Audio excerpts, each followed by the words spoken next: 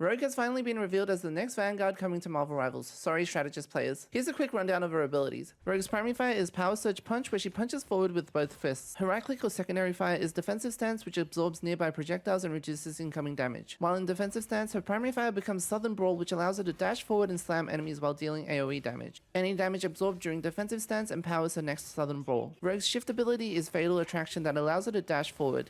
If pressed again, Rogue unleashes a burst of Chronovian power that deals continuous damage to nearby enemies and pulls them in towards her after a delay. Rogue's E ability is Chrono Kick combo, where she dashes forward and launches the enemy. This can then be activated again to knock down nearby enemies. This will also cause her next 2 punch attacks to become ranged piercing punches that also grants her bonus health. Rogue's F ability is Ability Absorption, where she dashes forward to a target enemy and absorbs their energy. After absorbing their energy, this ability will either be replaced by one of the target hero's abilities or refresh Fatal Attraction. Rogue will also absorb health and stats based on their role. Note that with Ability Absorption, Rogue cannot choose what ability to absorb, but rather there is one designated ability per hero, and not all heroes on the roster will have an ability for her to absorb. Finally, Rogue's ultimate ability is Heartbreaker, where she continuously absorbs ultimate ability energy from nearby enemies and steals stats based on their role. As for team-ups, she has the Hearts as one team-up with Gambit, where he shares kinetic energy with her to empower her attacks. When Rogue activates the ability, each of her attacks causes a kinetic explosion that damages nearby enemies and heals nearby allies. As you can see, Rogue has a pretty loaded and complicated kit, but she seems very strong and has a lot of potential, especially if you put in the time to learn what abilities from what heroes you can absorb.